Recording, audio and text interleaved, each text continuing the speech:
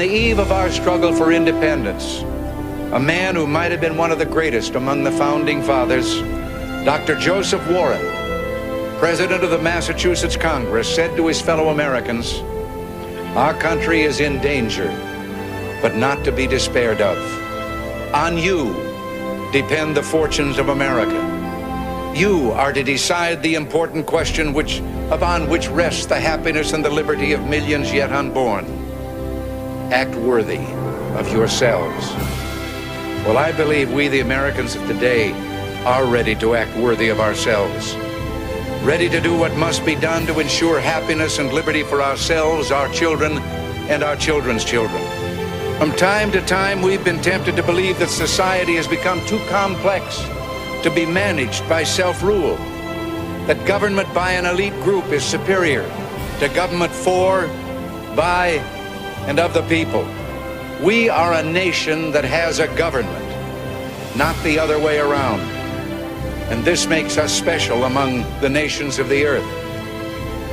Our government has no power except that granted it by the people. It is made up of men and women who raise our food, patrol our streets, man our mines and factories, teach our children, keep our homes, and heal us when we're sick. Professionals, industrialists, shopkeepers, clerks, cabbies, and truck drivers. They are, in short, we the people. Their patriotism is quiet but deep. Their values sustain our national life. With the idealism and fair play which are the core of our system and our strength, we can have a strong and prosperous America at peace with itself and the world. So with all the creative energy at our command, let us begin an era of national renewal. Let us renew our determination, our courage, and our strength. And let us renew our faith and our hope. It is time for us to realize that we're too great a nation to limit ourselves to small dreams. We will again be the exemplar of freedom and a beacon of hope for those who do not now have freedom. We are a nation under God, and I believe God intended for us to be free.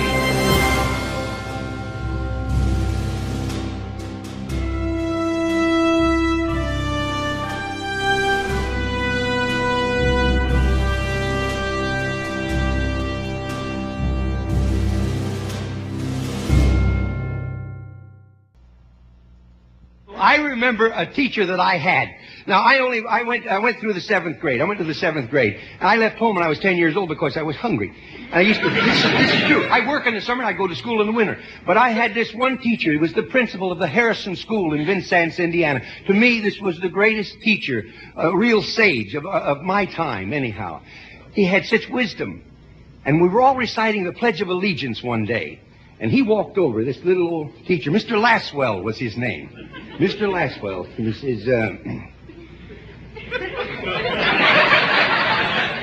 says, "I've been listening to you boys and girls recite the Pledge of Allegiance all semester, and it seems as though it's becoming monotonous to you. If I may I recite it and try to explain to you the meaning of each word? I, me, an individual, a committee of one, pledge, dedicate all of my worldly goods to give without self-pity, allegiance, my love and my devotion, to the flag, our standard, O glory, a symbol of freedom. Wherever she waves, there's respect, because your loyalty has given her a dignity that shouts freedom is everybody's job. United. That means that we have all come together. States, individual communities that have united into 48 great states. 48 individual communities with pride and dignity and purpose. All divided with imaginary boundaries, yet united to a common purpose, and that's love for country. And to the republic, a state in which sovereign power is invested in representatives chosen by the people to govern. And government is the people, and it's from the people to the leaders, not from the leaders to the people, for which it stands. One nation,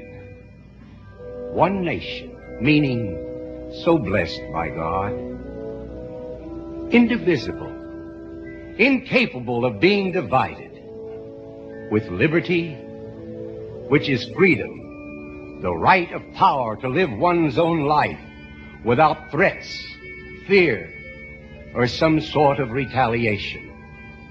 And justice, the principle or qualities of dealing fairly with others. For all, which means, boys and girls, it's as much your country as it is mine. And now, boys and girls, let me hear you recite the Pledge of Allegiance. I pledge allegiance to the flag of the United States of America and to the republic for which it stands, one nation, indivisible, with liberty and justice for all. Since I was a small boy, 2 states have been added to our country, and 2 words have been added to the Pledge of Allegiance. Under God, under God, under God, under God. Wouldn't it be a pity if someone said that is a prayer and that would be eliminated from schools too?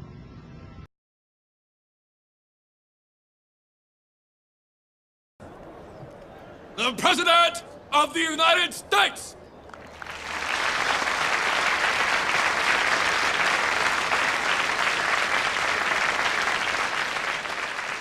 Resistance to the war was growing.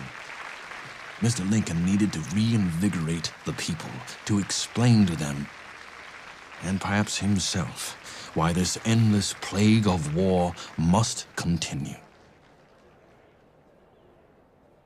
77 years ago, our fathers brought forth upon this continent a new nation, conceived in liberty and dedicated to the proposition that all men are created equal. Now, we are engaged in a great civil war, testing whether that nation, or any nation, so conceived and so dedicated, can long endure. We are met on a great battlefield of that war. We have come to dedicate a portion of that field as a final resting place for those who here gave their lives that that nation might live. It is altogether fitting and proper that we should do this. But in a larger sense, we cannot dedicate, we cannot consecrate, we cannot hallow this ground. The brave men, living and dead, who struggled here have consecrated it far above our poor power to add or detract. The world will little note nor long remember what we say here, but it can never forget what they did here. It is for us, the living rather, to be dedicated here to the unfinished work which they who fought here have thus far so nobly advanced. It is rather for us to be here dedicated to the great task remaining before us, that from these honored dead we take increased devotion to that cause for which they here gave the last full measure of devotion. That we here highly resolve that these dead shall not have died in vain. That this nation, under God, that this nation under God, that this nation, under God, that this nation, under God, shall have a new birth of freedom, and that government of the people, by the people, for the people, shall not perish from the earth.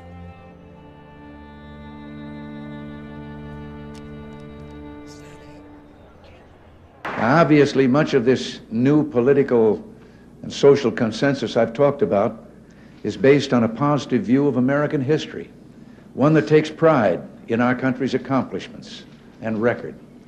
But we must never forget that no government schemes are going to perfect man. We know that living in this world means dealing with what philosophers would call the phenomenology of evil, or as theologians would put it, the doctrine of sin. There is sin and evil in the world, and we're enjoined by Scripture and the Lord Jesus to oppose it with all our might. Our nation, too, has a legacy of evil with which it must deal. The glory of this land has been its capacity for transcending the moral evils of our past.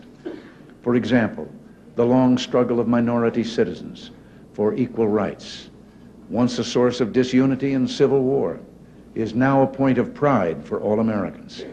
We must never go back. There is no room for racism, anti-Semitism, or other forms of ethnic and racial hatred in this country. I know that you've been horrified, as have I, by the resurgence of some hate groups preaching bigotry and prejudice. Use the mighty voice of your pulpits and the powerful standing of your churches to denounce and isolate these hate groups in our midst. The commandment given us is clear and simple. Thou shalt love thy neighbor as thyself. But whatever sad episodes exist in our past, any objective observer must hold a positive view of American history, a history that has been the story of hopes fulfilled and dreams made into reality.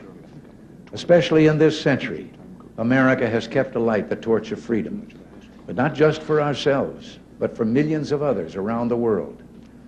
And this brings me to my final point today. During my first press conference as president, in answer to a direct question, I pointed out that as good Marxist-Leninists, the Soviet leaders have openly and publicly declared that the only morality they recognize is that which will further their cause, which is world revolution. I think I should point out I was only quoting Lenin, their guiding spirit, who said in 1920 that they repudiate all morality that proceeds from supernatural ideas, that's their name for religion, or ideas that are outside class conceptions. Morality is entirely subordinate to the interests of class war, and everything is moral that is necessary for the annihilation of the old exploiting social order and for uniting the proletariat. Well, I think the refusal of many influential people to accept this elementary fact of Soviet doctrine illustrates an historical reluctance to see totalitarian powers for what they are. We saw this phenomenon in the 1930s. We see it too often today. This doesn't mean we should isolate ourselves and refuse to seek an understanding with them. I intend to do everything I can to persuade them of our peaceful intent, to remind them that it was the West that refused to use its nuclear monopoly in the 40s and 50s for territorial gain, and which now proposes 50% cut in strategic ballistic missiles and the elimination of an entire class of land-based intermediate-range nuclear missiles. At the same time, however, they must be made to understand we will never compromise our principles and standards. We will never give away our freedom. We will never abandon our belief in God. 77 years ago, our fathers brought forth upon this continent a new nation, conceived in liberty and dedicated to the proposition that all men are created equal. Now we are engaged in a great civil war, testing whether that nation, or any nation so conceived and so dedicated, can long endure. We are met on a great battlefield of that war. We have come to dedicate a portion of it as a final resting place for those who died here, that the nation might live. This we may, in all propriety, do. But in a larger sense, we cannot dedicate, we cannot consecrate, we cannot hallow this ground. The brave men, living and dead, who struggled here have hallowed it far above our poor power to add or detract. The world will little note, nor long remember what we say here, while it can never forget what they did here. It is rather for us, the living, we here be dedicated to the great task remaining before us, that from these honored dead we take increased devotion to that cause for which they here gave the last full measure of devotion.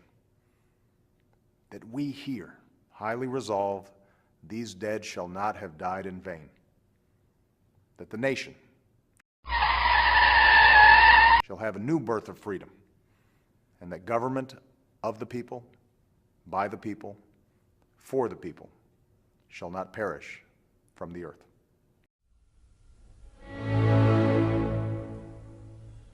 My name is John McNaughton, and I've been painting for about 25 years now. And for the last 2 or 3 years, I've been concerned about our country and what's happening. About a year ago, I had the idea for this painting, and it came to me in a pretty bold way.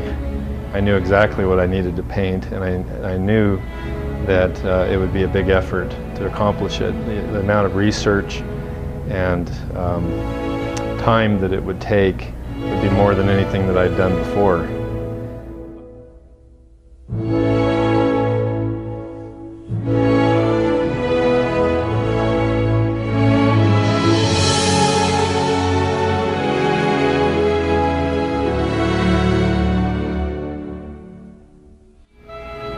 These men and women were passionately religious and saw the hand of God all around them. To God they gave thanks for His hand in the founding of this great nation. To Him, according to their own testimony, they turned for wisdom and strength when life and liberty hung in the balance. Certainly the debate on separation of God and state will continue, but no one can dispute how our founding fathers and patriots felt about God. This painting, One Nation Under God, is my personal witness and reminder to those who went before us that they knew from whence their blessings came.